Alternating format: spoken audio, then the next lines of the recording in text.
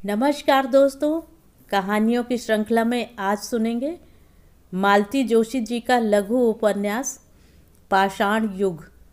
लेकिन उससे पहले मेरा आपसे विनम्र अनुरोध है कि अगर मेरे द्वारा सुनाई हुई कहानियाँ आपको अच्छी लगती हैं तो मेरे चैनल को सब्सक्राइब ज़रूर करें, लाइक करें और अपने दोस्तों और परिचितों में शेयर भी करें। बेल आइकन दबाना बिल्कुल भी ना भूलें।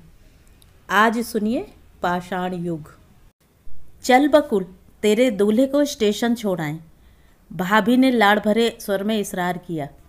ना बाबा, मैं तो यहीं से टाटा कर लूँगी, मैंने कहा। भाभी ने ज़्यादा जोर नहीं दिया तो समझ गई कि महज एक फॉर्मेलिटी निभाई थी उन्होंने। चली जाती तो शायद उन्हें असुविधा हो जाती, लेकिन जब अपनी तीनों सवारियों को लेकर तांगा आंखों से ओझल हो गया तब लगा चली ही जाती तो ठीक था, कुछ ऊब तो कम हुई होती। पर दूसरे ही पल इनका रात वाला रौद्र रूप याद आया तो लगा अच्छा ही हुआ, कहीं सबके सामने ही कुछ कह बैठते तो। रात तो खैर अपने अपमान को मैंने अकेले ही झेल लिया था। भाभियों ने तो इतनी चुहलबाजी के बाद ठेल ठाल कर मुझे कमरे में भेजा था, पर दरवाज़ा बंद करते ही ये उबल पड़े थे। हर बात का अपना एक समय होता है बकुल, अपना एक औचित्य होता है, इस घर की जो भी परंपरा रही हो। लेकिन मैं इतना अधीर नहीं कि ससुर की तेरही के दिन भी पत्नी की कामना करने लगूं। उनके इस वक्तव्य से स्तब्ध रह गई थी मैं। जवाब भी क्या देती, कैसे बतलाती कि आई हूँ उसी दिन से इसी कमरे में मेरा बिस्तर लग रहा है। दूसरा ठौर ही कहाँ था। दोनों भाभियों ने तो अपने अपने कमरे घेर लिए थे।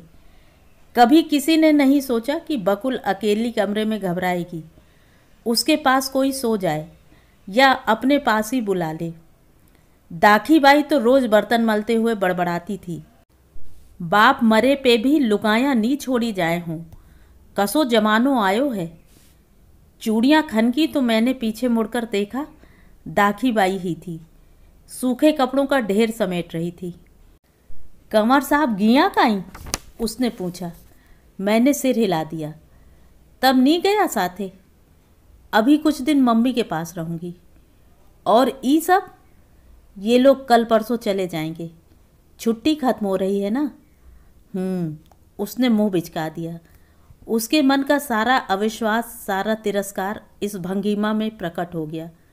शिशिर की गुनगुनी धूप में छत पर खड़ा रहना बड़ा सुखद लग रहा था, पर दाखी बाई का वाचाल साथ रस भंग करने वाला ही था। इसके लिए कोई भी विषय निषिद्ध नहीं था और कई बार वह मुझसे भी कुछ न कुछ कहलवा ही लेती थी, और फिर देर तक मुझे डर लगा रहता कि किसी ने सुन न लिया हो। नीचे कोई आया तो नहीं, मैंने जीने की ओर पैर बढ़ाते हुए पूछा। आया है नी, छोटी भाभी जी बैठी हैं बड़ा कमरा में। मेरा दिल बैठने सा लगा। इन दिनों आने वालों का तांता लगा हुआ था। हॉल तो कभी खाली ही नहीं रहता। पापा की लोकप्रियता का सजीव प्रमाण था यह। पहले पहल तो ढेर सारे लोग देखकर खुशी होती थी, लगता था इतने सारे लोग हमारे दुख में हिस्सा बटा रहे हैं। लेकिन अब तो दहशत सी होने लगी है। बार बार वही जुमले बोलकर मुंह का स्वाद जाता रहा है, और प्रत्येक बार आगंतुक को रिपोर्ट सी देनी होती है। अजय कब आया, अभय कब आया, कितने दिन ठहरेंगे, शकुन क्यों नहीं आई, और फिर दीदी के विवाह की अप्रिय चर्चा। इन सब से बचने के लिए मैंने पिछले दरवाजे से जाना ही ठीक समझा। दबे पांव जीना उतरकर मैं बगीचे की ओर मुड़ गई। हॉल के नीचे से गुजर रही थी तभी सुना, छोटी भाभी नाटकीय शैली में बता रही थी। हाय, मैं तो इतनी घबरा गई थी, डेड बॉडी को लाइफ में फर्स्ट टाइम देखा था ना। ओह, इट वॉज टेरिबल। इतनी कोफ्त हो आई। आखिर यह सब कितनी बार कहा जाएगा। और डेड बॉडी क्या रोज़ देखने की चीज़ है? कौन ऐसा अभागा होगा। सच तो यह है कि इस तरह की बातें कहने से दो काम सिद्ध होते थे। एक तो अपनी नज़ाकत का बखान हो जाता है, दूसरे यह भी साबित हो जाता है कि पापा की मृत्यु के समय केवल यही लोग उपस्थित थे। और अगर थे भी तो आश्चर्य क्या है, आखिर नागदा से इंदौर की दूरी ही कितनी है। इन्हें तो समय पर पहुंचना ही था। लेकिन कितनी बार यह प्रसंग सुनाया जाएगा। यूं ही जलते भुनते मैंने पिछले दरवाजे से भीतर पैर दिया तो मसालों की सुगंध ने स्वागत किया। समझते देर नहीं लगी कि बुआ जी किचन में विराजमान हैं। आई हैं उसी दिन से उन्हें शिकायत है कि महाराज खाना ढंग से नहीं बनाता, इसीलिए अक्सर कुछ ना कुछ अपनी पसंद का छौंक लेती हैं। आज तो बुआ जी बड़ी जल्दी खाना बन रहा है, मैंने एक कुर्सी खींचकर आसन जमाते हुए कहा। अरे आज गीता भवन जाऊंगी, महाराज बोला कि बड़े अच्छे प्रवचन हो रहे हैं वहाँ। और सुन तो, अजय कहाँ गया है? स्टेशन गए हैं इन्हें छोड़ने। बहू भी साथ गई है क्या? बड़ी देर से दिखाई नहीं दी। बुआ जी का दिमाग क्या है, पूरा हाजिरी रजिस्टर है। मैंने जवाब दिया तो बोली, अच्छा लगता है यह, लोग तुम्हारे दरवाजे मिलने आ रहे हैं और तुम मियाँ बीबी घूमने जा रहे हो। दरअसल उन्हें बच्चों के लिए कुछ, अरे वाह, दुनिया तो बम्बई से सामान मंगाती है और ये यहाँ से ले जाएगी, और बच्चों को साथ ले आती तो क्या छूत लग जाती। कोई BA MA की पढ़ाई थी जो मारी जाती। अरे बच्चों का दादा मरा था, कोई ऐरा गैरा नहीं था। हम भी तो अपनी सुमा को लाए ही हैं कि नहीं? छोटी भाभी ने आग में घी छोड़ते हुए कहा। वे पता नहीं कब मेहमानों को विदा करके भीतर आ गई थीं। मैंने बेजार होकर मेज पर सिर रख दिया। शोक प्रदर्शन की जैसे होड़ सी लगी हुई है और हर कोई दूसरे से बाजी मार लेना चाहता है, और जिस पर यह दुख का पहाड़ टूट पड़ा है उसकी ओर किसी का ध्यान ही नहीं है। फूफा जी की मृत्यु पर मैं पापा के साथ बुलंदशहर गई थी, तब देखा था बुआ जी दिन भर निढाल पड़ी रहती और घर भर उनके आराम के लिए, सांत्वना के लिए खटता रहता। घर में 50 लोग आ जा रहे थे, उन्हें कोई होश नहीं था। कितने रिश्तेदार घर में जुट गए थे, कितने सारे लोगों के लिए रोज़ खाना बनता था, पर उन्हें कोई परेशान नहीं करता था। और यहाँ तो सब जैसे मेहमानदारी के लिए ही आए हुए हैं। हर बात के लिए मम्मी के पास दौड़े जाएंगे। मम्मी जी, मच्छरदानियाँ कहाँ रखी हैं? मम्मी जी, गैस ख़त्म हो गई। मम्मी जी, शाम को दूध कितना आएगा? मम्मी, अमुक का फ़ोन नंबर क्या है? मम्मी, सामान कौन सी दुकान से आएगा? एक नहीं 100 प्रश्न। अपनी जिम्मेवारी पर जैसे कोई कुछ करना ही नहीं चाहता, और पत्थर में तराश सा चेहरा लिए मम्मी सबके जवाब दिए जाती हैं। ज़रूरत आ पड़े तो खुद भी 2-4 काम निपटाती रहती हैं, और ऐसे मौक़ों पर मुंह पर पल्लू की आड़ देकर बुआ जी फुसफुसाती रहती हैं। उसे क्यों दर्द आएगा भला? कौन फेरे पड़कर इस घर में आई है?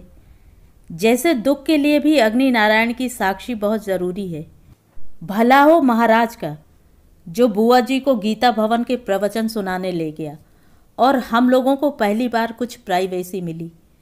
देर रात तक हम लोग बैठे बतियाते रहे। पता नहीं कितने सालों बाद यह संयोग आया था। 10-1 बज चुके होंगे जब बड़े भैया बोले, एक कप कॉफ़ी हो जाती तो मज़ा आ जाता। मैंने कुछ क्षण प्रतीक्षा की, पर दोनों भाभियां बुत बनी बैठी रहीं। तब मैंने ही यह भार अपने ऊपर ले लिया और नीचे आ गई। मम्मी के कमरे की बत्ती जल रही थी। सोचा चलकर उनसे भी पूछ लूं। मम्मी आप, मैंने कहा तो, पर शब्द जैसे मुंह में ही जम गए। उनकी छोटी सी राइटिंग मेज पर चिट्ठियां बिखरी पड़ी थीं और वे निर्निमेष सामने गुप्ता जी की कोठी की ओर देख रही थीं। एक उजड़ी हुई दुनिया उनके चेहरे पर प्रतिबिंबित हो उठी थी, और मुझे यह ग्लानि कचोटने लगी कि इतनी देर तक किसी को भी उनका ध्यान न आया। सहसा कुछ सम्मिलित ठहाकों की आवाज़ सामने वाली कोठी से उभरी और कलेजे को चीरती चली गई। मम्मी ने भी दोनों हथेलियों से कान ढक लिए। तो क्या उन्हें भी उन ठहाकों में पापा की हंसी की अनुगूंज सुनाई दे गई थी? तैश में आकर मैंने इतनी ज़ोर से खिड़की बंद की कि वे भी चौंक पड़ी। कौन है? बकुल? क्या ये लोग कुछ दिन तक खेल नहीं बंद कर सकते? मैंने गुस्से में उफनते हुए कहा। इतने दिनों बाद आज ही तो बैठे हैं बेचारे। उन्होंने शांत स्वर में कहा। खेलने का तो बहाना है, दरअसल ये तो अपनी मोनोटोनी से, ऊब से भाग कर यहाँ आते हैं। ऐसा ना करें तो अपने पेशे में ही दफन हो जाएंगे ये सब। मुझे इस वक्तव्य में कोई दिलचस्पी नहीं थी, इसलिए मैंने कहा, दरअसल मैं आपसे पूछने आई थी, आप कॉफ़ी लेंगी? मैं सबके लिए बना रही हूँ। चलेगी। और हाँ, अपनी परम पूजनीय बुआ जी कहाँ हैं? बड़ी देर से उनकी गर्जना नहीं सुनाई थी। मुझे आश्चर्य होता है, इतनी तीखी बात भी मम्मी कितने स्वाभाविक ढंग से कह जाती हैं। बुआ जी आज थोड़ा पुण्य संचय करने गई हैं। अच्छा, तब एक काम करो, सबकी कॉफ़ी यहीं ले आओ, कुछ ज़रूरी बातें करनी हैं। बुआ जी की अनुपस्थिति का लाभ हर कोई उठाना चाहता है, मैंने सोचा और किचन का रुख किया। आप क्यों दिन भर इन चिट्ठियों में दिमाग खपाती हैं? एक अच्छा सा मैटर प्रिंट करवा लेते हैं। बड़े भाई ने उस कॉफ़ी पार्टी का मौन तोड़ते हुए कहा। मेरे पास करने को अब है ही क्या? चिट्ठियाँ लिखते हुए कुछ समय तो कट जाएगा। मम्मी, आप मेरे साथ चलिए ना। इतने दिनों से मन में घुमड़ती बात को मैं आज कह पाई। पगली, जाना ही होगा तो पहले अपने लड़के के पास नहीं जाऊंगी? मम्मी ने अजीब से बुजुर्गाना अंदाज में कहा। श्योर श्योर, बड़े भैया बोल उठे और काफ़ी देर तक भाभी को इशारा करते रहे, पर जानबूझकर वे एक पत्रिका के पन्ने पलटती हुई उन्हें अनदेखा करती रहीं। बम्बई में अपने 2.5 कमरों वाले फ्लैट में शायद वे मम्मी को एडजस्ट नहीं कर पा रही थीं और छोटे भैया से ऐसी उम्मीद ही व्यर्थ थी। एक अजीब सी चुप्पी कमरे में फिर घिर आई थी। मम्मी ने ही उसे तोड़ते हुए शुरुआत की। मैं ऊपर की मंजिल किराए पर देने की सोच रही हूँ। किराए पर? क्यों? इतने बड़े घर में मैं अकेली कैसे रह पाऊँगी, और मुझे पैसों की भी ज़रूरत है। एक अजीब सी शर्म से हम लोग भीतर ही भीतर सिकुड़ गए। सचमुच मम्मी के हिस्से क्या आया था? सिर्फ यह मकान। पापा की पुस्तकों की रॉयल्टी भी थी, पर वह कितनी होगी? गंभीर विद्वतापूर्ण विवेचनात्मक पुस्तकें थीं वे, उपन्यास तो थे नहीं कि हाथों हाथ बिक जाते। पापा ने अपनी सारी पुस्तकें कॉलेज को दे दी थीं। माँ के भारी भरकम गहने बहुओं में और मुझ में बट गए थे। थोड़ी बहुत जमा पूंजी थी, उसमें सबका हिस्सा था, और एक प्रोफेसर की कमाई होती ही कितनी है। मम्मी ने ठीक ही तो सोचा है, जीवन यापन के लिए कुछ तो चाहिए। मैं यह भी सोच रही थी कि यहाँ से जो सामान जिसे अच्छा लगता हो लेते जाओ। उतनी सी जगह में सारा सामान समाएगा नहीं, मम्मी शांत स्वर में कह रही थी। लेकिन मम्मी जी, इतनी देर बाद छोटी भाभी का मुंह खुला। सब लोग आ जाते हैं तो घर आज भी छोटा पड़ता है, फिर तो बहुत ही मुश्किल होगी। सब लोग कब कब आते हैं अड़ीमा? उनके सामने ही कितनी बार आए हो तुम लोग? मम्मी ने अपने उसी सहज स्वर में चोट की। छोटी भाभी का मुंह इतना सा निकल आया। एक बात और पूछनी थी, इस घर के प्रति तुम लोगों को कोई मोह तो नहीं है? क्या मतलब? मैं इसे शकुन के नाम कर जाना चाहती हूँ। स्तब्ध रह गए हम लोग। दीदी के नाम? क्यों? मम्मी को सबसे ज़्यादा तिरस्कार, उपेक्षा, अवज्ञा जिनसे मिली, उन्हीं के नाम इतना बड़ा दान क्यों? सचमुच कहूँ तो मुझे कचोट सी हुई। मैं अपने को सबसे ज़्यादा मम्मी के निकट पाती थी। हमें कोई ऐतराज़ नहीं है मम्मी, पर मैं नहीं सोचता दीदी अब लौटेंगी। वे तो वहीं सेटल हो चुकी हैं। बड़े भैया ने जैसे सबके मन की बात कह दी। ना आए तो ठीक ही है, वह जहाँ भी रहे सुख से रहे। लेकिन अगर किसी दिन लौटना भी चाहे तो यहाँ उसका ठिकाना तो होना चाहिए कि नहीं? अब तो क्या आएंगी, शादी भी हो गई है, बड़ी भाभी ने कहा। शादी हो गई है, इसी से तो चिंता हो रही है संध्या। वह भारत नहीं है, अमेरिका है। 2 बच्चों को जन्म देने के बाद भी जो पत्नी को तलाक दे सकता है, उसके साथ किस तरह से निश्चिंत हुआ जा सकता है? और शकुन किस मिट्टी की बनी है तुम लोग जानते तो हो। टकराहट से वह कब तक बच सकती है? और टकराव क्या एक ही स्तर पर है? देश का, धर्म का, उम्र का, संस्कार का? किस किस अंतर को पाटना होगा वही जाने। और भगवान न करे ब्रेकिंग पॉइंट अगर किसी दिन आ गया तो एक दिन भी वहाँ नहीं रह पाएगी वह। तब तब लौटने के लिए एक नीड़ तो चाहिए जहाँ वह अपना पराजित अपमानित व्यक्तित्व लेकर जी सके। तुम क्या सोचते हो कि वह कभी यहाँ आश्रय की तलाश में आएगी? नहीं, कभी नहीं। यूं लुटी हुई हारी हुई दीदी कभी हमारे पास नहीं आएगी। लेकिन इतनी गहराई में जाकर तो कभी सोचा ही ना था। अपने में इतने डूबे रहे हम सब कि कुछ सोचने का अवकाश ही कहाँ है। मम्मी आज बहुत भावुक हो रही थी। ऊपर जाते हुए बड़ी भाभी ने कहा, वे तो जैसे सैडिस्ट हो गई हैं। छोटे भैया ने अपना मत दिया। लगता है अपने बॉयफ्रेंड की वजह से कुछ अपसेट हैं। छोटी भाभी ने छींटा कसा तो मैं तमतमा उठी। कौन बॉयफ्रेंड? कैसी बातें करती हैं आप? भाई हम पर क्यों बिगड़ती हो? तुम्हारे भैया ही बता रहे थे। क्या बता रहे थे? अरे वह रणजीत खन्ना नहीं आया था सुबह, उसी के लिए कह रहा था। मम्मी का क्लासमेट था ना वह। छोटे भैया ने हंसते हुए कहा, आपको मालूम होना चाहिए भाई साहब कि क्लासमेट और बॉयफ्रेंड में बहुत अंतर होता है। और सुबह वह सिर्फ पापा के विद्यार्थी के नाते यहाँ आया था। You should know that. Oh the hell with him, उन्होंने कहा और भाभी की कमर में हाथ डालकर अपने कमरे की ओर चले गए। गुस्से में उफनती हुई मैं कितनी ही देर तक छत पर खड़ी रही। कंपा देने वाली ठंडी बयार का भी मुझे होश न रहा। आखिर इतना उबल पड़ने की क्या ज़रूरत थी? रजाई की गर्माहट से तादात्म्य स्थापित कर लेने के बाद मैंने ठंडे दिल से सोचा, इस कदर बुरा मान जाने जैसी तो कोई बात न थी। निश्चय ही रणजीत खन्ना महज एक क्लासमेट नहीं था। फिर मैं किसे डिफेंड कर रही थी? मम्मी को, रणजीत को या अपने को? सुबह उस शानदार एम्बेसडर से उसे उतरते हुए देखा था तो मन में वही पुराना पागलपन कौंध गया था। मक्खन का एक पहाड़ सा बन गई उसकी बीबी को देखकर वही ईर्ष्या, वही जलन जाग उठी थी। सिर से पांव तक वह श्वेत रंग से नहाई हुई थी और उसकी इस बेवक्त मैचिंग को लेकर भाभी लोग खूब हंसी थी। लेकिन अवसाद से भरा मेरा मन उस परिहास का भी मजा न ले सका था। बस कुड़ता ही रह गया था कि लाख बेवकूफ़ है तो क्या, आज उसकी पत्नी होने का गौरव तो उसे है। कैसी हो बकुल? उसने उसी स्नेह सिक्त स्वर में पूछा था।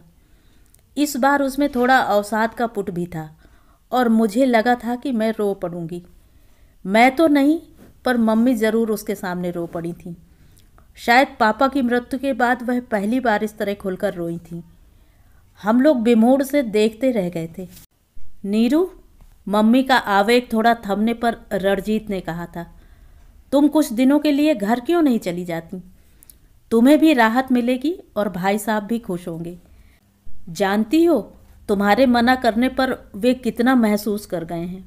अपना आंखों से भीगा चेहरा उठाकर मम्मी ने सूखे कंठ से कहा था, कुछ मंजिलें ऐसी होती हैं रणजीत, वहाँ से लौटने की राह नहीं होती।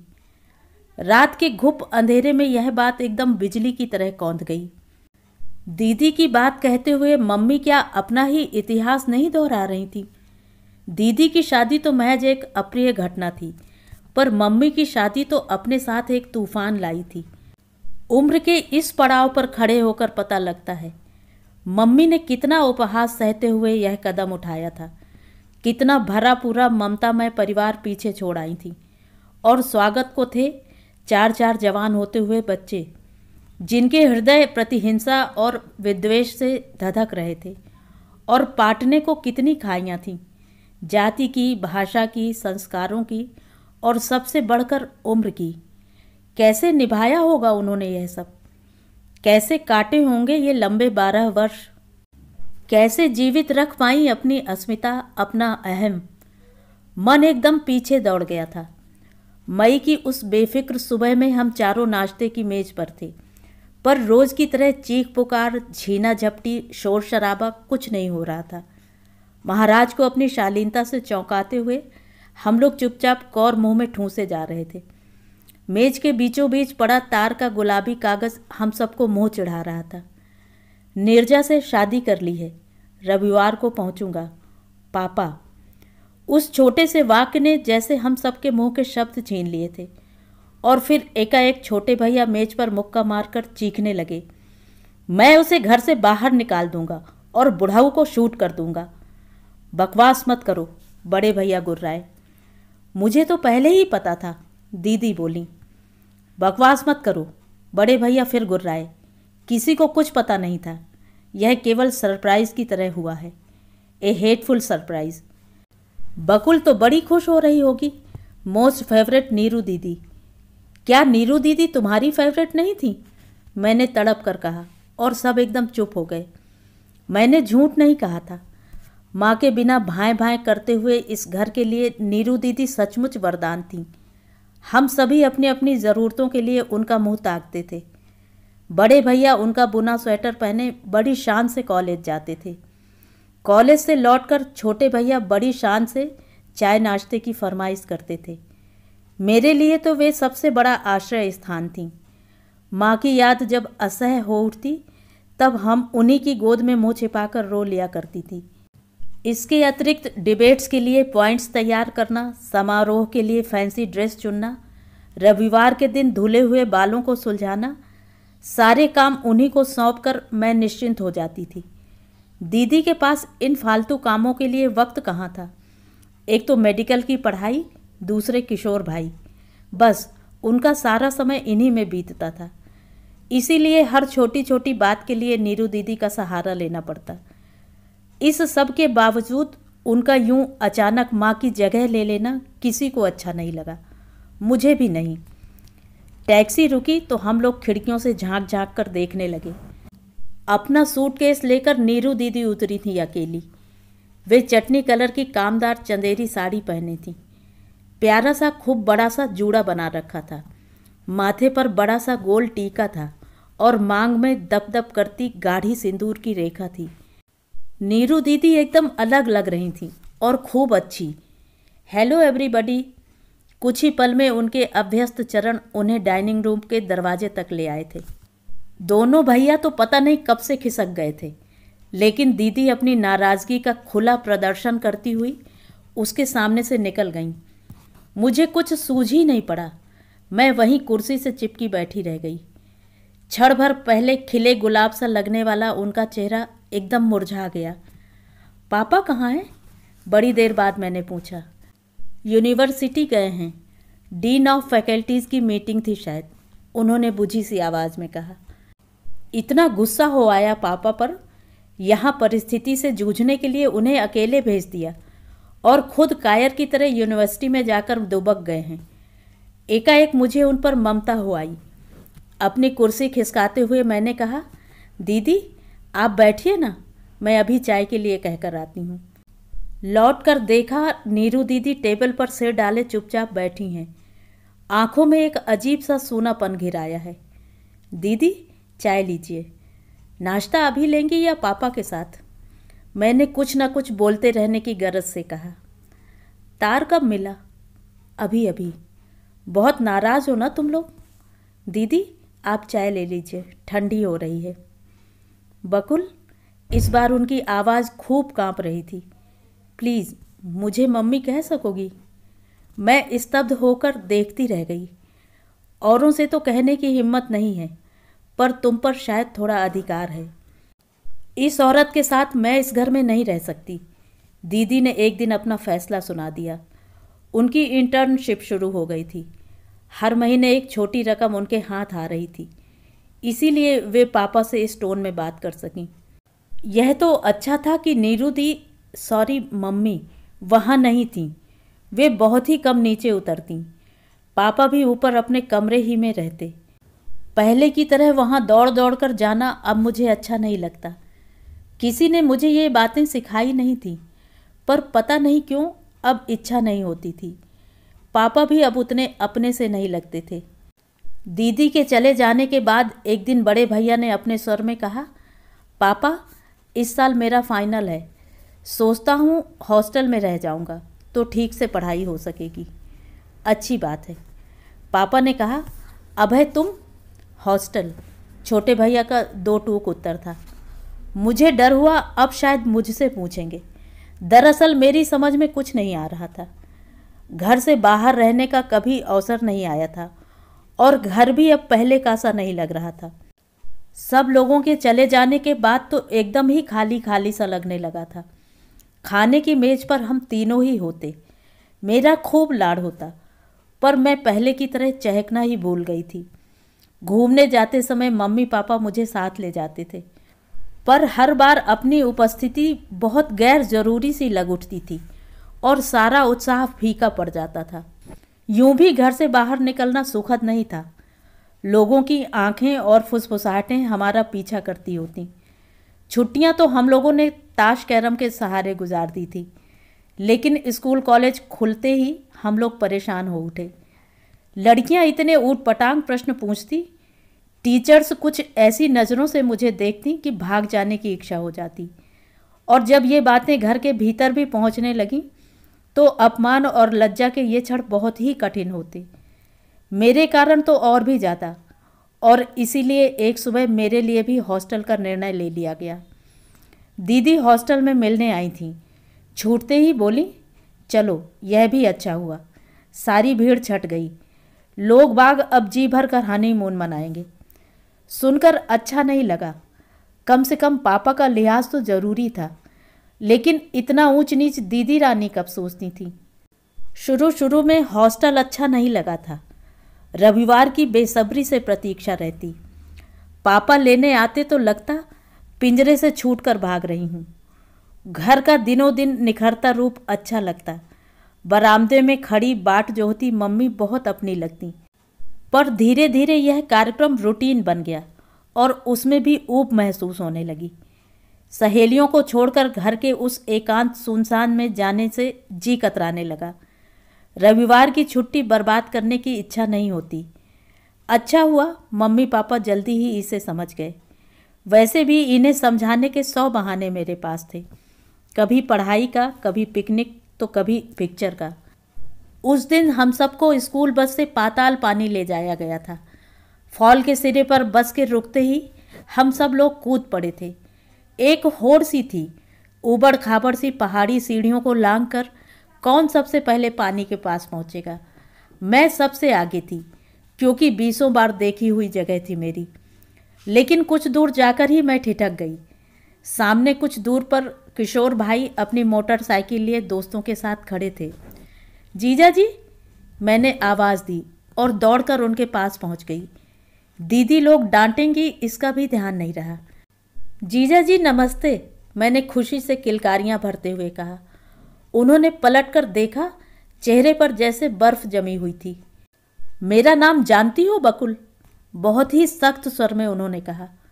मुझे मेरे नाम से बुलाया करो। मैं फटी फटी आंखों से देखती रह गई।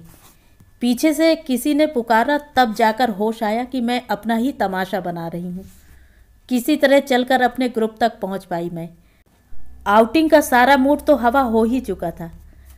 उसके कई दिनों बाद दीदी से मुलाकात हो पाई थी। उन्हें देखते ही अपमान की कड़वी याद ताज़ा हो आई और मेरी आंखें डबडबा आई थीं। आपके किशोर भाई ने इतनी इंसल्ट की थी हमारी उस दिन, मैं अब कभी भी उनसे बात नहीं करूँगी, मैंने मुंह फुलाकर कहा। मत करना, वह तुम्हें मनाने भी नहीं आएगा। दीदी का स्वर और चेहरा इतना रूखा था कि मैं सहम सी गई। और अब वह मेरा किशोर भी नहीं है।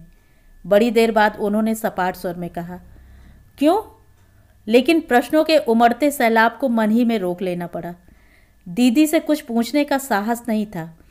और फिर कुछ दिन बाद तो वह बात भूल भी गई मैं। फिर पता नहीं कैसी छुट्टी थी, पर इतना याद है कि 2 दिन के लिए घर आई हुई थी। हॉस्टल की अनुशासनबद्ध जिंदगी के बाद 9 बजे तक बिस्तर में लेटना बड़ा प्यारा मालूम हो रहा था। नींद तो क्या आती, पर लिहाफ में लेटने का सुख छोड़ते नहीं बन रहा था। बकुल देख तो। पापा एकाएक मेरे कमरे में आए तो मैं चौंक पड़ी। एक अरसा हो गया था वे मेरे कमरे में नहीं आए थे। मैं हड़बड़ा कर उठ बैठी। यह कार्ड देख, उन्होंने एक वेडिंग कार्ड मेरी ओर बढ़ाते हुए कहा। बचपन में बड़ा शौक था मुझे ग्रीटिंग कार्ड्स और वेडिंग कार्ड्स इकट्ठा करने का, पर अब वे बातें कितनी दूर की लगती थीं। हालांकि अभी मैं औरों के लिए स्कूल गर्ल ही थी। कितना प्यारा है ना, मैंने उस लंबे चौड़े कार्ड के सुनहरे मखमली धरातल पर हाथ फेरते हुए जरी के धागे से खेलते हुए कहा। खोल कर तो देख, पापा ने कहा। मैंने खोला और दो बड़े बड़े शब्द मेरी आंखों में चुभ गए, किशोर और भारती, जबकि कायदे से यहाँ दीदी का नाम होना था। यह कैसे हो सकता है? और इसके साथ ही मुझे दीदी से पिछली वाली मुलाकात याद हो आई। तैयार हो जा बकुल, शकुन के पास चलते हैं, पापा ने कहा और उठकर चले गए। मैं साथ जाकर क्या करूँगी, मैंने सोचा, पर शायद पापा अकेले नहीं जाना चाहते थे। मन ही मन दीदी से डरते थे शायद, और मम्मी के साथ जाने का प्रश्न ही नहीं उठता था। चले तो थे हम दीदी के हॉस्टल के लिए, लेकिन पापा ने जब स्कूटर वाले को राज मोहल्ले का पता दिया तो मैं चौंक पड़ी। हम लोग कहाँ जा रहे हैं? किशोर के यहाँ, पापा ने जवाब दिया। उनकी आवाज़ जैसे बहुत दूर से आ रही थी। राज मोहल्ले के उस आलीशान बंगले पर वैसी ही हलचल थी जैसी अक्सर शादी वाले घरों में हुआ करती थी। ढेर सारे लोग और ढेर सारा सामान इधर उधर बिखरा था। जज साहब हमें देखते ही इस कदर झेंप गए कि ढंग से नमस्ते भी न करते बनी। लेकिन पता नहीं कहाँ से माताजी पहुँच गईं और उन्होंने मौके को बड़ी खूबसूरती से संभाल लिया। लंबी चौड़ी मुस्कुराहट बिखेरते हुए बोली, आहा, डॉक्टर साहब आए हैं। कार्ड तो मिल गया होगा ना, मैंने कल ही पोस्ट करवाए हैं। जी मिल गया था, तभी तो हाजिर हुआ हूँ। क्या यह पापा ही बोल रहे थे? वह तो आपको आना ही था, घर के आदमी हैं आप तो। यह कौन, आपकी छोटी बेटी है ना? एकदम लंबी हो गई है, हूबहू अपनी माँ पर गई है। किशोर की शादी एकाएक तय हो गई, हमें पता भी न चला। बहुत ही सधे स्वर में कही गई इस बात से जज साहब सहम कर रह गए, पर माताजी बड़ी पुख्ता मिट्टी की बनी हुई थी। परेशान सी मुद्रा बनाकर बोली, अब आपको क्या बताऊं, लड़की वालों ने हमारी नाक में दम कर रखा था। पिछले 6-7 महीनों में तो यह हाल रहा कि सुबह एक आ रहा है तो शाम को दूसरा। किस किस को मना करें, और मना करने का कोई कारण भी तो हो। इन मसूरी वालों ने तो हद कर दी। लड़की यहाँ दिखाने ले आए और बोले, पसंद हो तो बोलिए, हम शगुन करके ही जाएंगे। दरअसल उन्हें ज़रा जल्दी थी। दोनों बड़े लड़के इंग्लैंड में हैं, उनकी छुट्टियाँ खत्म होने को हैं। बताइए, बार बार इतनी दूर से आया जाता है कहीं? फिर हमने भी सोचा, लड़की अच्छी है, घर भी अच्छा है, बेकार देर करने से क्या लाभ। एक बार लड़कों की उम्र निकल जाए तो फिर अच्छे संबंध भी नहीं आते। मेरा ख्याल था आप लोग शकुन के बारे में जानते होंगे, फर्स्ट ईयर से दोनों साथ हैं। पापा ने किसी तरह उनकी मेल ट्रेन को बीच में ही रोक कर कहा, यह तो को एजुकेशन का ज़माना है जी। जज साहब ने इतनी देर बाद मुंह खोला, और फिर मेडिकल में तो ये लोग इतने फ्री होते हैं कि कुछ पता ही नहीं चलता। पापा का चेहरा गुस्से से तमतमा उठा। माताजी फिर मौके की नज़ाकत को समझकर बोली, हाय डॉक्टर साहब, आप इतनी देर बाद आए। कार्ड्स न छपे होते तो मैं सगाई भी तोड़ देती। शकुन इस घर में आती तो मुझसे ज़्यादा खुश कौन होता। देखी भाली लड़की है, फिर घर में सभी उसे चाहते हैं। पर देखिए ना, इस तरह की कभी कोई बात ही नहीं उठी। किशोर भी अगर कभी कुछ कहता। किशोर ने भी कुछ नहीं कहा। तब तो फिर मुझे कुछ नहीं कहना है। और पापा एकदम उठकर चल दिए। चाय की प्यालियाँ और मिठाई की तश्तरियाँ मुँह चिढ़ाती रह गईं। मैं अपने शकुन के लिए ऐसा राजकुमार लाऊंगा कि ये लोग देखते रह जाएंगे, तांगे में बैठते हुए पापा ने गुस्से में दांत पीसते हुए कहा। उनके चेहरे पर करुणा, वात्सल्य और रोष का मिला जुला भाव था। बहुत दिनों बाद वे मुझे पहले वाले पापा लगे थे। पापा जो बच्चों को बेहद प्यार करते थे, खासकर दीदी को। पहली संतान होने के कारण उनकी सारी ममता, सारी आकांक्षाएं दीदी पर केंद्रित थीं। दीदी को लेकर अक्सर वे माँ से लड़ पड़ते थे। कहते, उसे परेशान मत किया करो, उसे तुम्हारी तरह चूल्हा चौका नहीं करना है जिंदगी भर। माँ भुनभुना कर चुप हो जाती, पर जब भी कोई बात पापा से मनवानी होती तो दीदी को ही आगे किया जाता। हम भाई बहनों को भी यह रहस्य ज्ञात था। घर में कोई भी नई चीज़ आती, उसके लिए दीदी की सिफारिश जरूरी थी। त्योहारों पर मिठाई भी बनती तो उनकी फरमाइश पर, छुट्टियों का प्रोग्राम भी बनता तो उनकी पसंद से। माँ की मृत्यु के बाद तो जैसे घर में उनका एक छत्र साम्राज्य हो गया था। मम्मी के घर में आते ही दीदी अपने उस सार्वभौम साम्राज्य को छोड़कर हॉस्टल के इस कमरे में आ गई थीं। उनके प्रति अन्याय से क्षुब्ध, उनकी व्यथा से भीगे पापा जब उस कमरे तक पहुँचे तब वे सो रही थीं। आज हॉस्पिटल नहीं गई? मैंने पूछा। नहीं, आज छुट्टी थी। कमरे के बीचों बीच स्टूल पर रखा हुआ किशोर भाई की शादी का कार्ड देखकर छुट्टी का कारण समझ में आ गया, और इस बेवक्त की नींद का भी। अलमारी में एक पत्रिका पड़ी थी, उसे लेकर मैं तो खिड़की पर जा बैठी। एक छोटी सी जगह में इससे दूर जाना संभव भी नहीं था। पापा ने जैसे प्रश्नों की झड़ी लगा दी थी। बड़ी देर बाद दीदी ने बस इतना ही कहा। उसकी इच्छा थी कि दूसरे वधू पिताओं की तरह आप भी थैली लेकर क्यू में खड़े हो जाते। किशोर की भी इच्छा थी। इच्छा शायद उसके माँ बाप की थी, पर उसने उनका विरोध भी तो नहीं किया था। इकलौता लड़का है ना, माँ बाप का मन कैसे तोड़ देता बेचारा। और इतनी सी बात के लिए तूने? बात छोटी थी पर अपमानजनक थी, मुझसे सहन नहीं हुआ। मुझसे एक बार कहना तो था पगली। किसी की बात सुनने की आपको फुर्सत ही कहाँ थी? दीदी ने जैसे पत्थर फेंक कर मारा। पत्रिका के पन्नों पर यूं ही घूमने वाली नज़रों को उठाकर मैंने देखा। वेदना से पापा का चेहरा काला पड़ गया था। मुझे भी बहुत बुरा लगा। बात चाहे सच ही हो, उसे क्या इस तरह मुंह पर फेंक कर मारना चाहिए?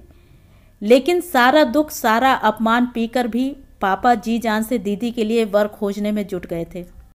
हायर सेकेंडरी की परीक्षा से निवृत्त होकर घर पहुंची थी तो पापा ने जन्म कुंडलियों की कॉपी करने का काम मुझे सौंप दिया था। रोज की डाक में कम से कम एक पत्र तो ऐसा होता जिसमें किसी नए रिश्ते का पता ठिकाना होता, या कोई फोटो या जन्म कुंडली होती। 10 नामों में 1-2 लड़के ऐसे निकलते जिन्हें दीदी के योग्य समझा जाता। उन लोगों के ही फोटो मंगाए जाते। मेरे जन्मदिन का बहाना लेकर उस दिन दीदी को घर बुला लिया गया था। खाना खाते हुए पापा बिल्कुल सहज स्वर में बोले, शाम को दोनों बहनें जाकर एक फ़ोटो खिंचवा आना, यादगार रहेगी। स्टूडियो में मैंने मचलते हुए कहा था, दीदी एक फ़ोटो अपनी अलग से उतरवाइए ना। पापा ने सिखाकर भेजा होगा। क्यों? उन्होंने मुझे घूरते हुए पूछा। फिर हंस पड़ी और एक प्यारा सा पोज लेकर कैमरे के सामने बैठ गईं। अपनी इस सफलता पर मैं फूली न समाई थी। पापा ने भी मुझे खुश होकर शाबाशी दी थी। रात के खाने पर भी उनका मूड बहुत अच्छा रहा था।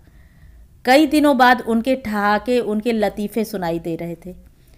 छोटे भैया ने तो कुटिलता से व्यंग भी किया। आज पापा को क्या हो गया है? उठते हुए पापा ने कहा, खाना खा लो तो 5 मिनट के लिए मेरे पास आना, ज़रूरी काम है। जी, बहुत अच्छा। दीदी जैसे आज शालीनता की प्रतिमूर्ति बनी हुई थी। दीदी के पीछे पीछे दबे पांव मैं और छोटे भैया भी पहुंच गए थे और पर्दे की आड़ में सांस रोके खड़े रहे। पापा की मेज पर 5-6 फोटो पड़े हुए थे और पापा ब्यौरेवार उनका वर्णन कर रहे थे। अंत में बोले, मुझे कोई जल्दी नहीं है, आराम से सोच समझकर मुझे बताना। छुट्टियां शुरू होते ही मैं इस मिशन पर निकल जाऊंगा। इस साल मुझे यह काम कर ही देना है। दीदी इतनी देर तक मूर्तिवत बैठी सुन रही थीं। उन्होंने एक नज़र भी उठाकर उन तस्वीरों पर नहीं डाली थी। पापा के चुप होते ही बोली, पापा इस जून में मैं कैलिफोर्निया जा रही हूँ। क्या? हम लोगों के मुंह से भी हठात निकल पड़ा और हम डर के मारे भाग खड़े हुए। किसी समय पापा का सबसे बड़ा सपना था दीदी को अमेरिका भेजने का। कर्ज लेकर भी वे अपनी जिद पूरी करते, पर दीदी ने जिस तरह अपने आप सब कुछ तैयार कर लिया था, उससे साफ जाहिर था कि पापा को उन्होंने फालतू सामान की तरह जीवन से अलग निकाल कर फेंक दिया था। इस धक्के से वे एकदम भीतर ही भीतर टूट गए थे, एकदम बूढ़े लगने लगे थे। इस परिवर्तन को अनदेखा करके दीदी अपनी ही तैयारियों में व्यस्त थीं। दिन भर शॉपिंग में निकल जाता, सुबह शाम मित्र परिवारों में। कभी कोई प्रोग्राम बनता, कभी कुछ। जाने से 8-10 दिन पहले बड़े भैया ही उन्हें घर लिवा लाए थे। पापा ने फिर कुछ नहीं कहा था, सब कुछ देखते रह गए थे। यह तो बाद में मेहता अंकल ने बताया था कि सिक्योरिटी का प्रबंध भी पापा ने ही किया था और रुपयों की व्यवस्था भी, पर दीदी के रवैये से डरकर उसे जाहिर नहीं किया था। और मम्मी, वे इन दिनों कहाँ थीं? घर के किसी कोने में जलने वाली अगरबत्ती की तरह चुपचाप अपने अस्तित्व की सुगंध बिखेर रही थीं, पर हम में से किसी को भी उनका ख्याल न था। इस तूफानी दौर में भी घर अपनी सामान्य गति से चल रहा था। इसका श्रेय उन्हीं को था। दिन भर वे किचन में व्यस्त रहती, क्योंकि घर पर दिन भर लोगों का आना जाना बना रहता था। इस आपाधापी के बीच भी उन्होंने दीदी के लिए एक शॉल काढ़ा था, एक कार्डिगन बुना था, प्यारी सी 2 साड़ियाँ भी वे दीदी के लिए लाई थीं, पर एक छोटी सी थैंक यू के अतिरिक्त दीदी ने उसका कोई प्रतिदान नहीं दिया था। विदा वाले दिन स्टेशन पर बंधु बांधव, मित्र परिवारों की अपार भीड़ उमड़ पड़ी थी। उतने से समय में हर किसी से हंस बोल पाना कठिन काम था, पर दीदी बड़ी चतुराई से, कौशल से यह कठिन काम अंजाम दे रही थीं। अपने गुरुजनों से, सहयोगियों से हमारा परिचय करवा रही थीं।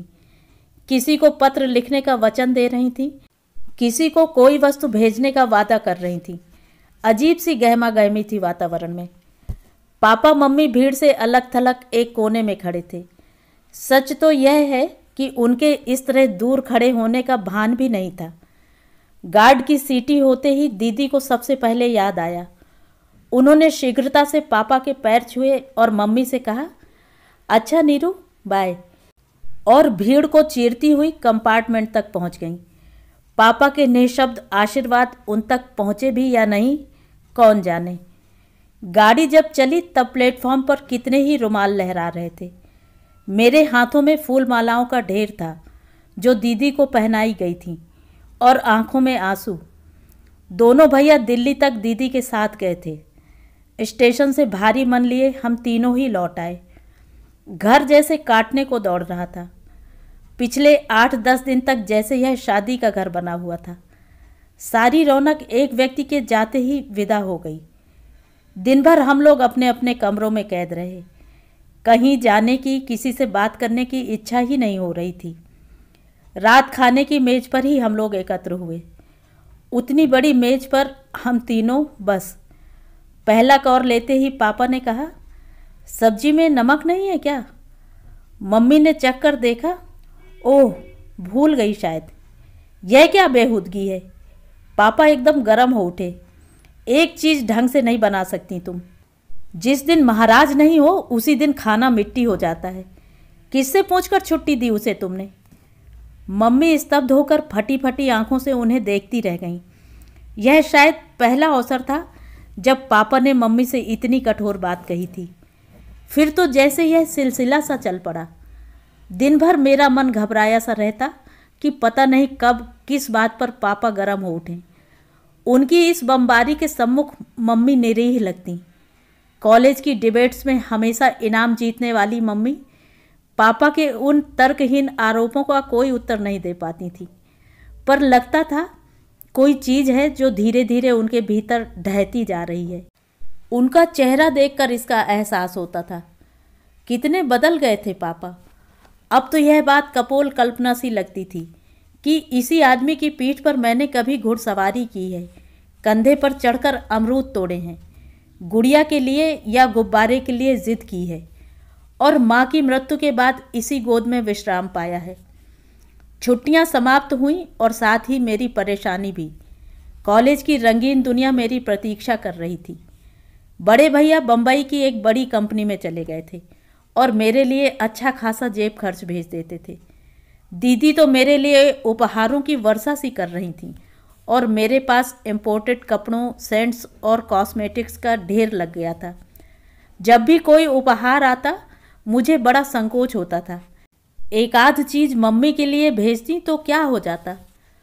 पापा के लिए भी उन्होंने वहाँ से सिर्फ पहुँच की चिट्ठी लिखी थी बस। बाकी तो हमारे पत्रों में प्रणाम भर होता।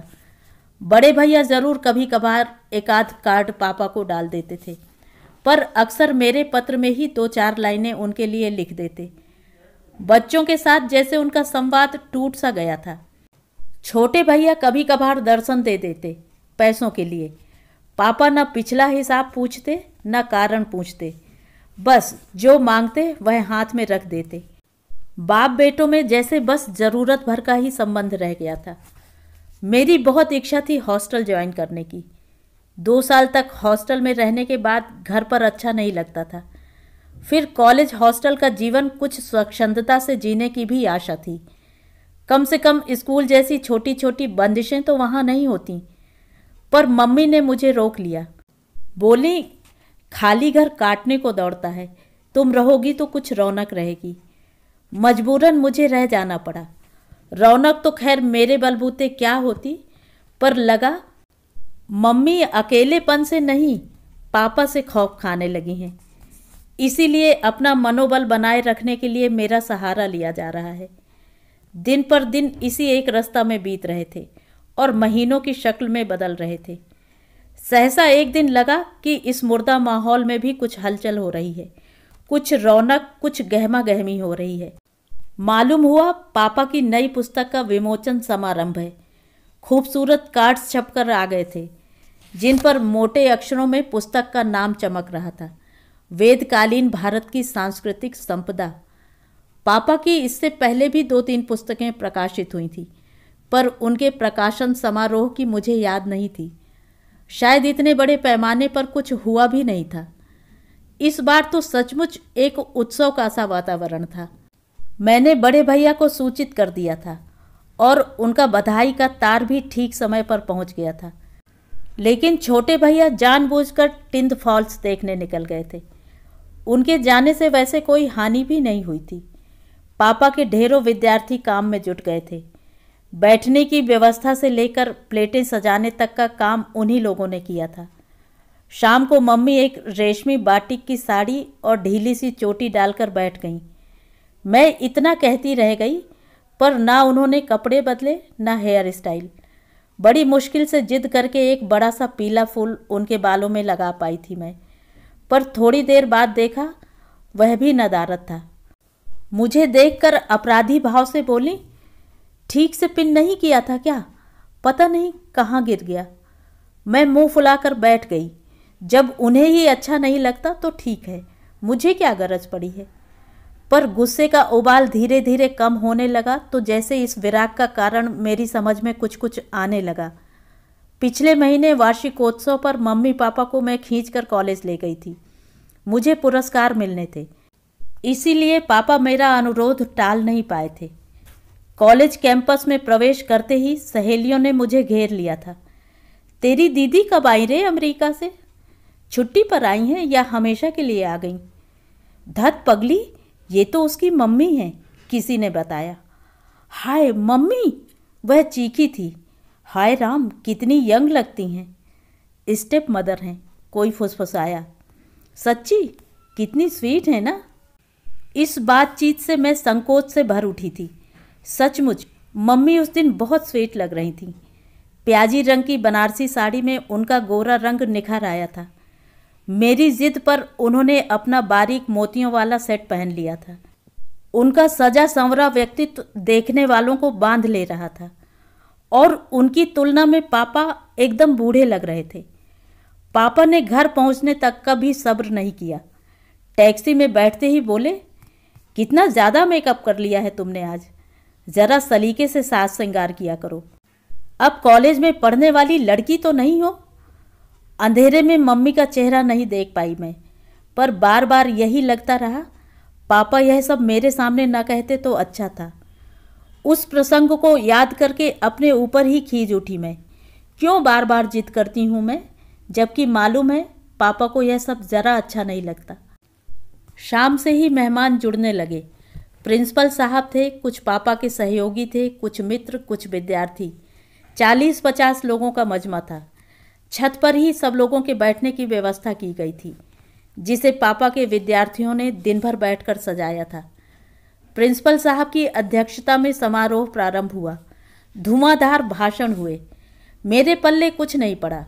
बस इतना समझ आ रहा था कि पापा की तारीफ हो रही है और अंत में पुस्तक का विमोचन प्रिंसिपल साहब के करकमलों द्वारा संपन्न हुआ। पापा ने वह प्रति बड़े ही विनय के साथ उन्हें भेंट की। ताली की गड़गड़ाहट से आकाश गूंज उठा। कुछ ही देर में पुस्तक की प्रतियां मेहमानों के हाथों में घूम रही थीं। 30 रुपये मूल्य की वह भारी भरकम पुस्तक थी, कई दुर्लभ चित्रों के साथ। पन्ने उलटते हुए मेरी दृष्टि समर्पण वाले पृष्ठ पर टिक गई। शीला को, जिसका स्नेहमय सानिध्य मेरी प्रेरणा था, जिसकी पवित्र स्मृति मेरा संबल है। इतना गुस्सा आया। इस हिपोक्रेसी की भला क्या ज़रूरत थी? अपनी दिवंगत पत्नी के प्रेम का ढिंढोरा पीटना क्या इतना आवश्यक था? माँ का स्नेहमय सानिध्य, वाह! कम से कम पुस्तकों के संबंध में तो माँ की भूमिका स्नेहमयी नहीं थी। पापा के पढ़ने वाले कमरे में बहुत ही कम जाती थी। एक तो एकांत के लिए वह ऊपर बनवाया गया था और विद्यार्थियों की सुविधा के लिए जीना भी बाहर की ओर से था।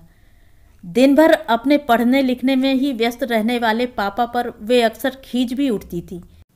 घर चलाने का ठेका क्या मैंने अकेले ही ले रखा है? अपने विद्वान पति पर नाज उन्हें ज़रूर था। पापा का भाषण सुनने ज़रूर जाती और गंभीर मुद्रा बनाकर स्टेज पर बैठी रहती। मंत्रमुग्ध श्रोताओं को देखना उन्हें अच्छा लगता। इसी तरह पापा की पुस्तकों में लेखक की जगह छपा हुआ पति का नाम भर पढ़कर वे कृतार्थ हो जाती थीं। उन्हें पढ़ने की कभी उन्होंने हिम्मत नहीं की। पापा को उनसे किस तरह की प्रेरणा मिलती थी वे ही जाने। लेकिन अगर ऐसा था तो पहले भी तो उनकी पुस्तकें निकली थीं। उनमें माँ को याद क्यों नहीं किया गया? या शायद इसके लिए स्वर्गीय की उपाधि ज़रूरी है और माँ की पवित्र स्मृति? इतना बड़ा मजाक कैसे कर सके पापा? इतनी ही उस स्मृति में कशिश थी तो 4-4 बच्चों के होते हुए भी दूसरा विवाह कैसे कर सके वे? और वह भी अपने से 16 वर्ष छोटी अपनी ही विद्यार्थिनी के साथ। विवाह कैसी भी परिस्थिति में हुआ हो, पर मम्मी ने अपना कर्तव्य पूरी तरह निभाया था। इस पुस्तक का असली श्रेय उन्हीं को जाता था। शादी से पहले और शादी के बाद भी इस पुस्तक पर उन्होंने अपार मेहनत की थी।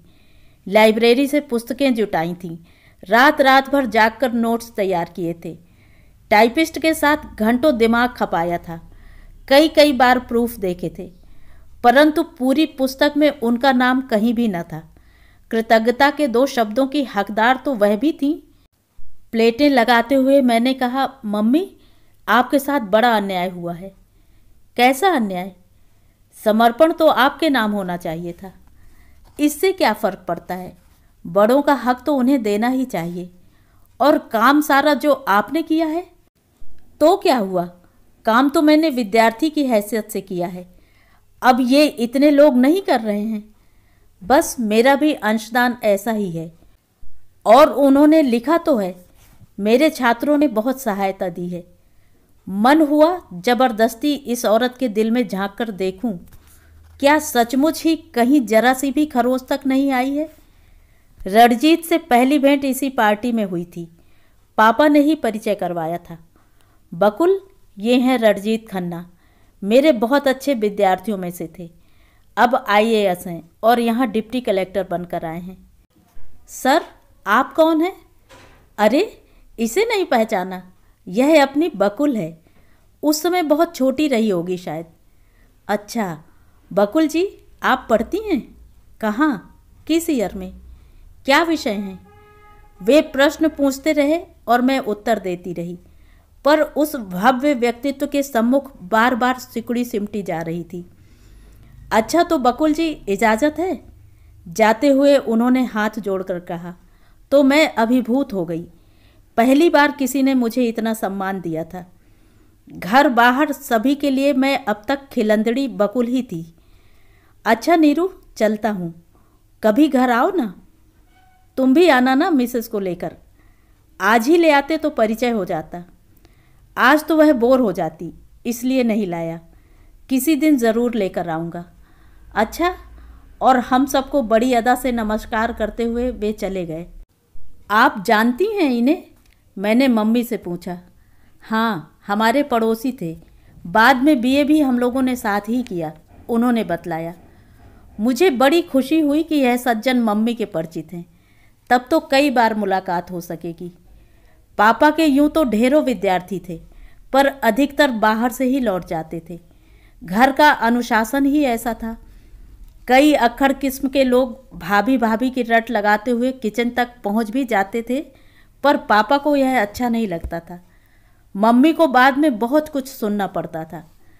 माँ के ज़माने में जो बातें सहज स्वाभाविक थीं, अब एकदम वर्जित सी हो गई थीं।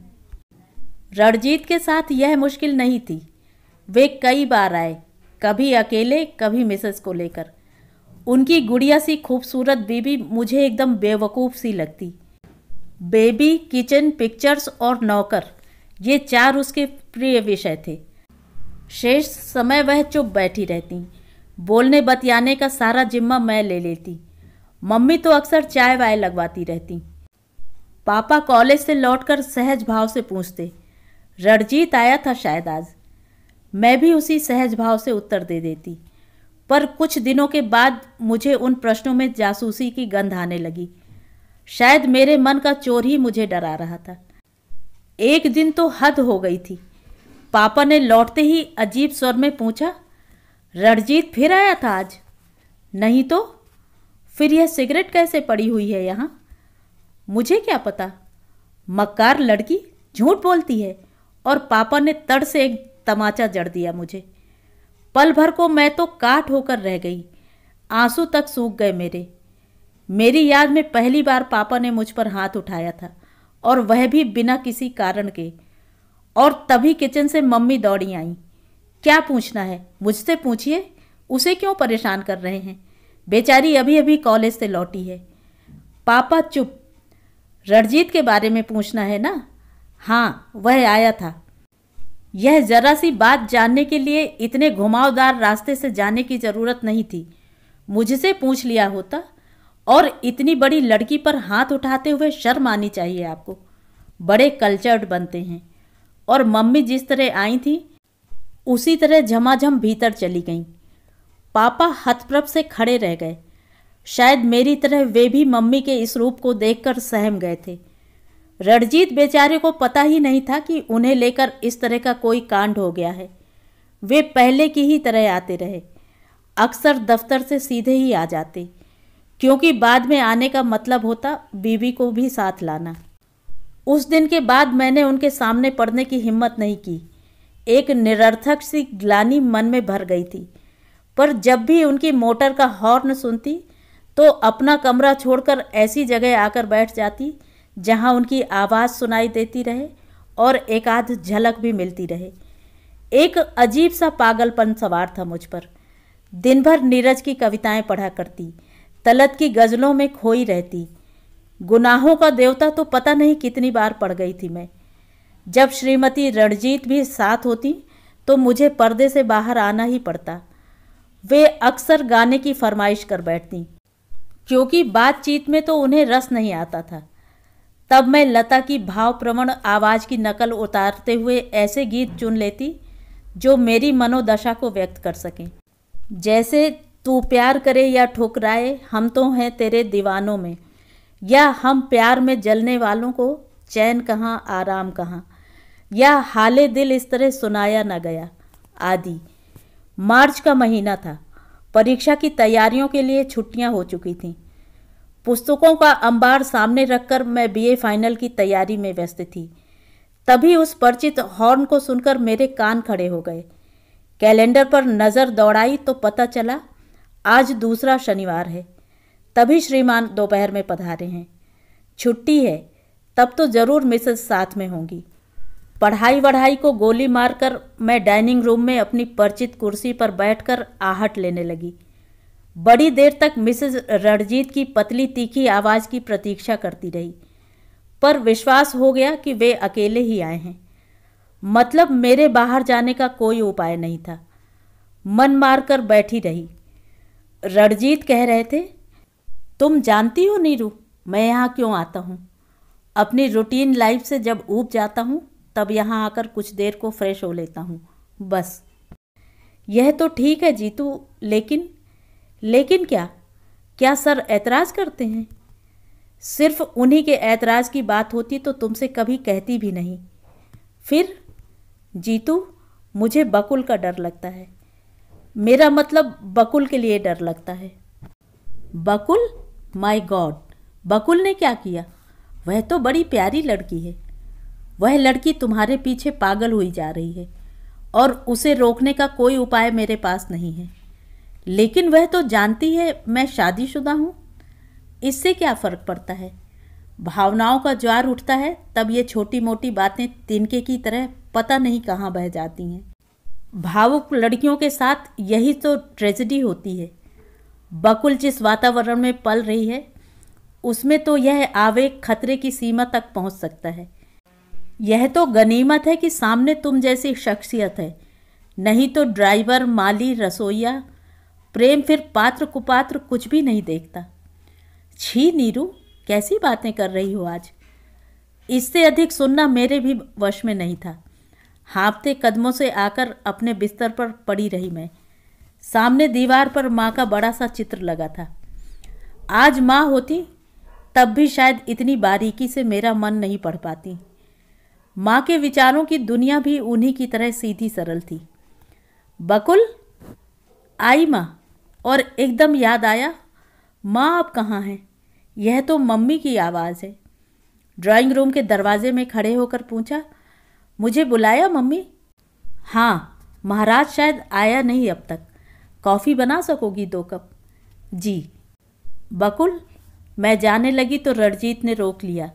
बकुल, तुम इन्हें मम्मी क्यों कहती हो?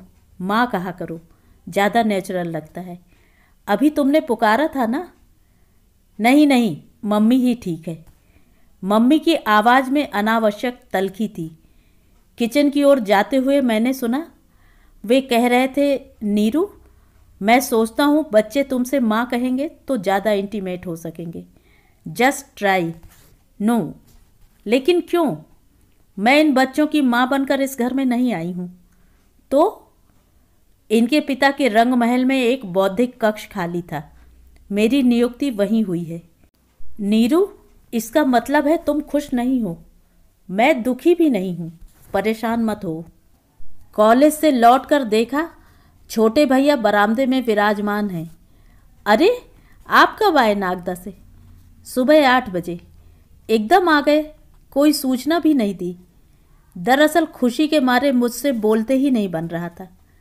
सूचना देता तो तुम लिवाने आती स्टेशन पर। उन्होंने चुटकी ली। अच्छा बताइए, कैसे आए हैं? बस ऐसे ही, नहीं तो यहाँ कौन हमारी अम्मा बैठी हैं जो तीज त्योहार पर बुला भेजेंगी। इसीलिए जब मर्जी हुई चला आया। मैं तो बैठी हूँ अभी। फिर राखी पर क्यों नहीं आए? मेरा एक साड़ी का नुकसान हो गया। अब ले लेना बस।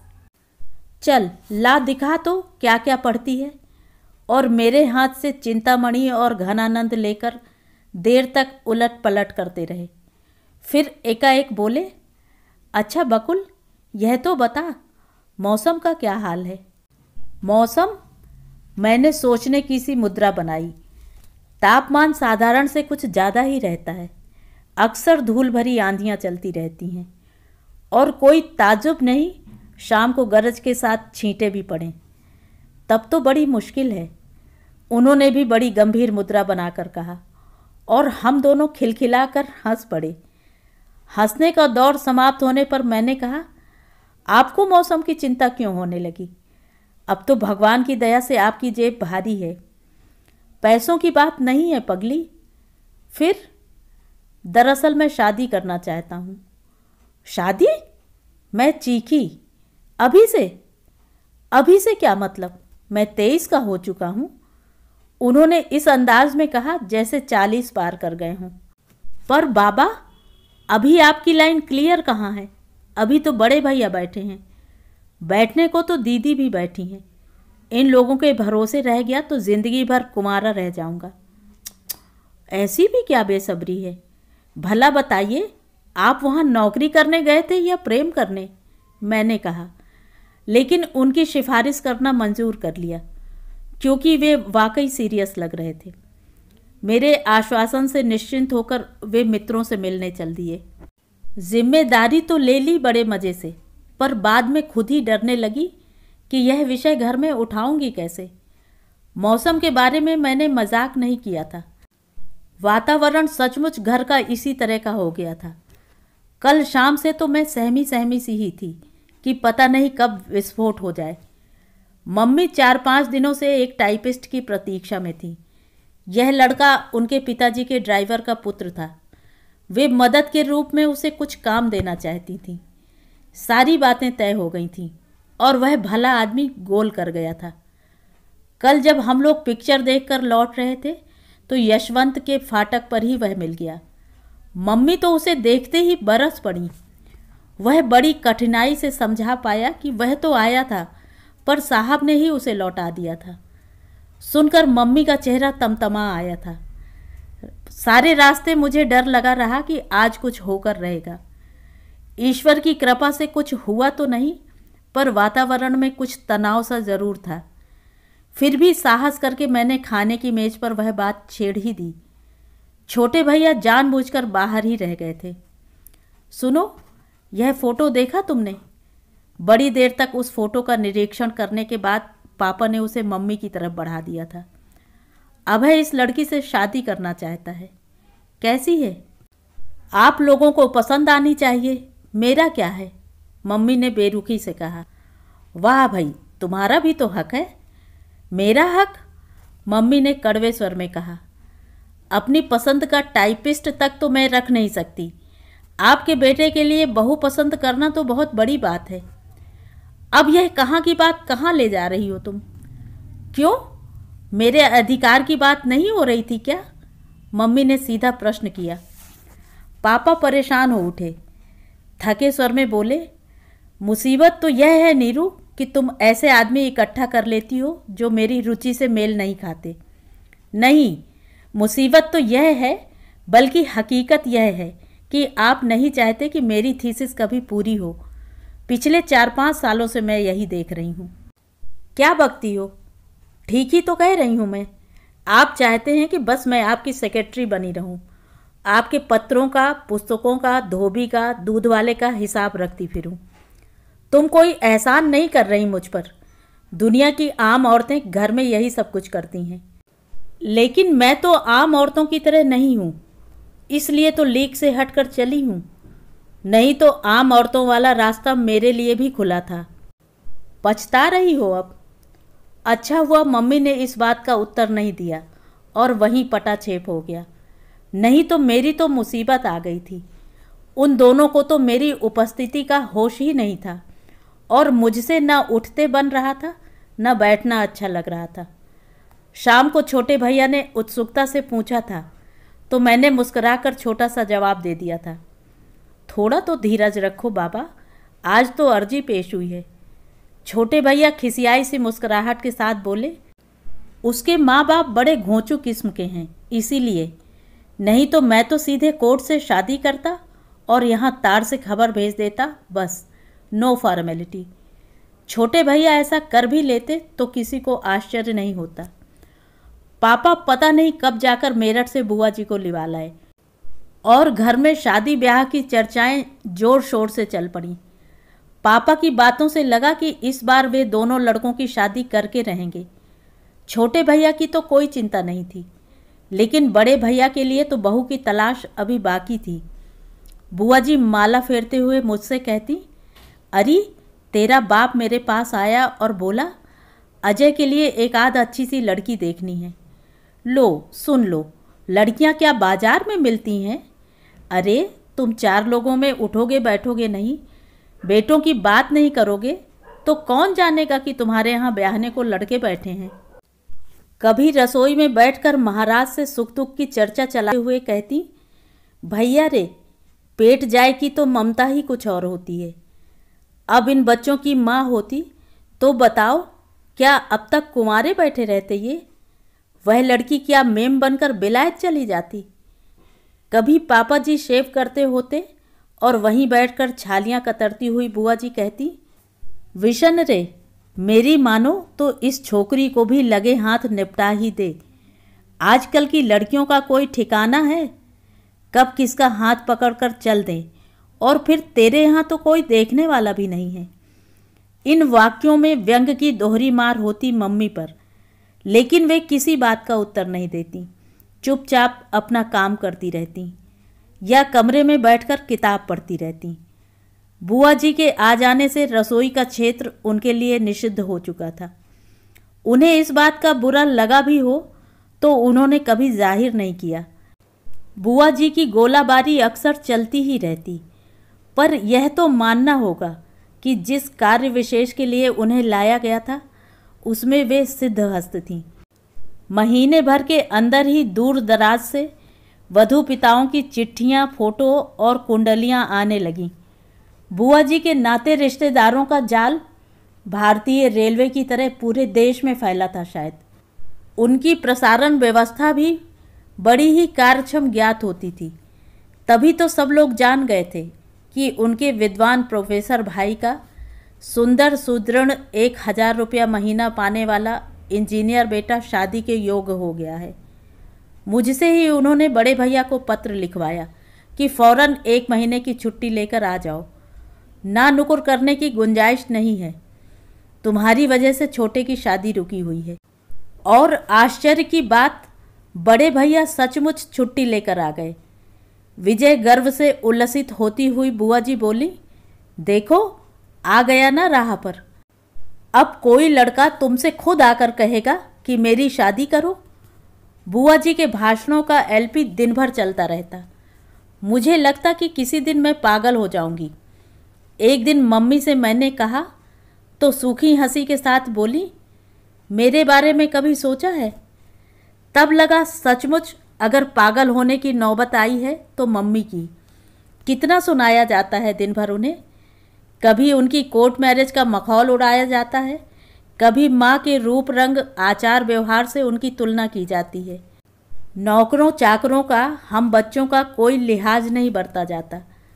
उनकी सूनी कोख पर भी एकाध उसास भरा वाक्य कहा ही जाता, जैसे भगवान का दिया इसके भी एकाध हो जाता तो गृहस्थी में मन भी लगता।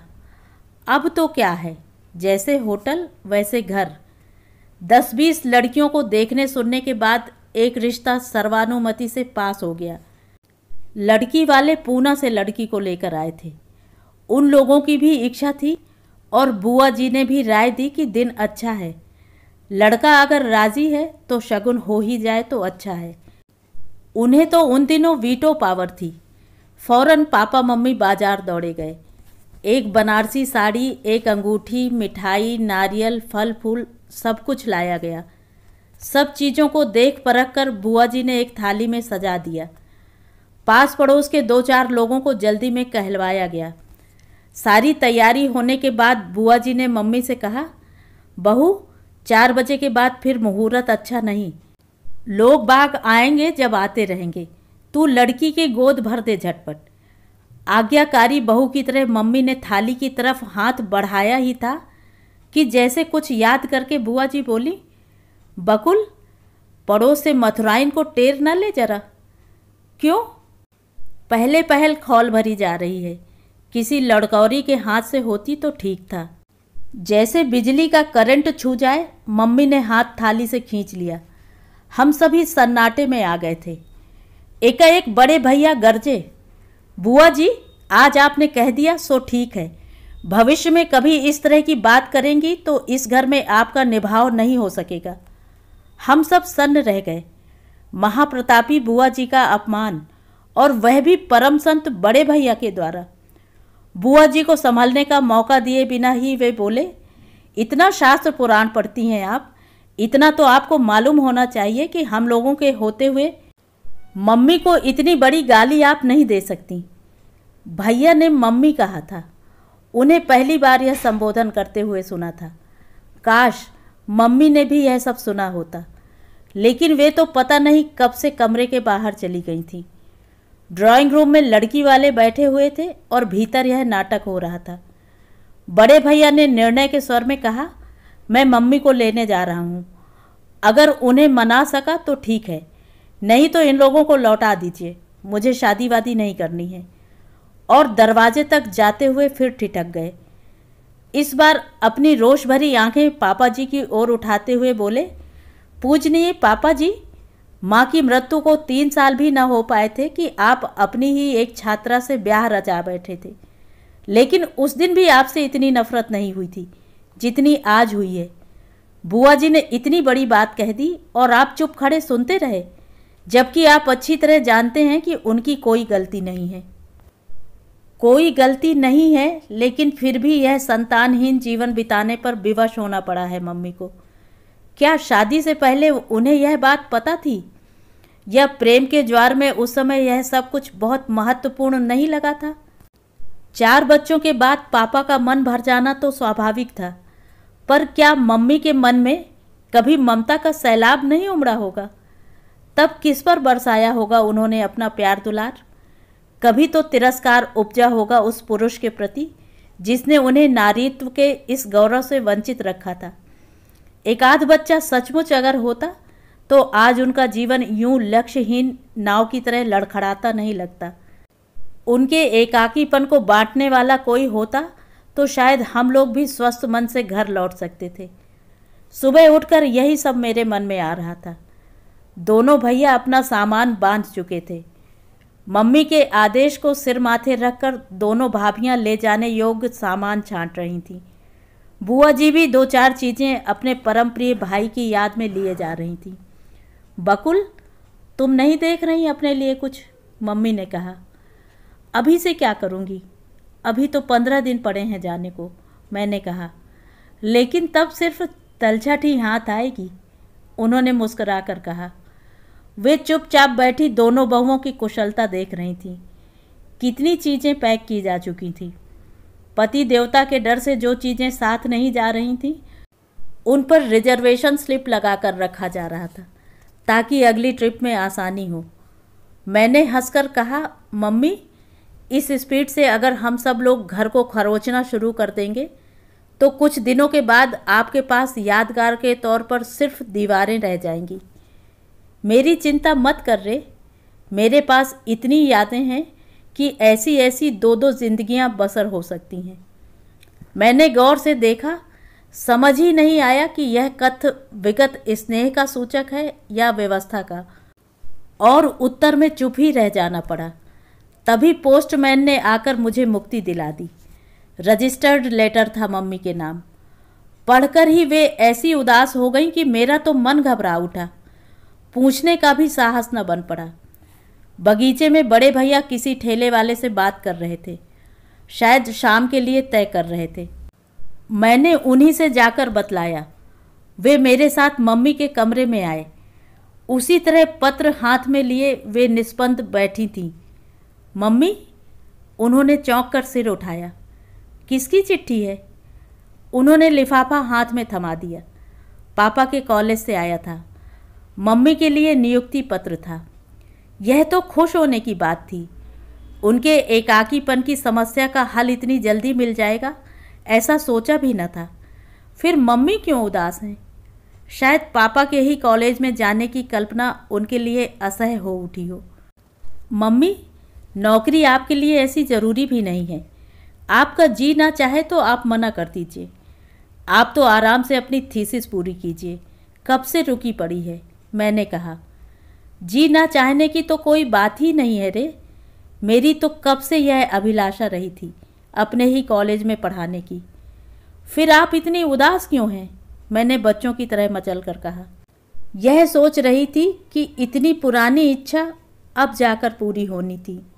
बुरा तो लगता ही है ना। उन्होंने इतने स्वाभाविक ढंग से कहा कि मुझे चुप रह जाना पड़ा। मम्मी, बड़े भैया गंभीर स्वर में बोले, मेरे ख्याल में आपका अभी यहाँ रहना ठीक नहीं है। कॉलेज जाने की बात तो और भी नहीं जचती मुझे। आप छुट्टी भर मेरे साथ रहें, जुलाई में ज्वाइन कर लें। तब तक कुछ आऊँगी अजय, तुम्हारे यहाँ भी आऊँगी, पर अभी नहीं। सहानुभूति से इन लोगों ने जो ऑफ़र दिया है दोबारा शायद ना दें। मम्मी का कहना ठीक ही था। बात पुरानी होने पर फिर उतनी वजनदार नहीं रहती। ऐसा अवसर दोबारा मिले ना मिले। पापा की जिद के कारण उनकी यह इच्छा अब तक पूरी नहीं हो पाई थी। पापा नौकरी के सख्त खिलाफ थे। मम्मी, आपकी कोई सहेलियां क्यों नहीं हैं? आती जाती रहती तो मन बहला रहता, मैंने कहा। जिस उम्र में सहेलियां बनाई जाती हैं वह तो तेरे पापा के चरणों में गुजार दी, और बातों के लिए समय ही कहाँ रह गया था। शादी के बाद तो खैर सवाल ही नहीं उठता था। ना हो आप कोई क्लब ज्वाइन कर लें, बड़े भैया बोले।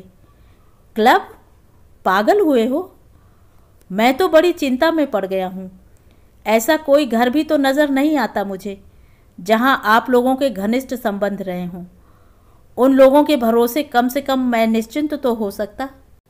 इतना परेशान क्यों हो रहे हो अजय? मेरी समझ में नहीं आता। यह अकेलापन क्या आज का है? इसकी तो अब आदत सी बन गई है। तुम्हारे पिता के साथ रहकर और सीखा ही क्या है? बचपन में तुम लोगों ने उस जादूगर की कहानी तो सुनी होगी जो एक राजकुमारी को वश में कर लेता है। दिन भर तो बेचारी पत्थर की मूरत बनी रहती है, और रात में, और सहसा जैसे उन्हें याद आया कि वे क्या कह गई हैं, दोनों हाथों से अपना चेहरा ढक लिया उन्होंने। मैं और बड़े भैया पत्थर की मूर्ति बने उन्हें देखते रह गए थे। तो ये थी कहानी। कहानी आपको कैसी लगी कमेंट करके ज़रूर बताएं।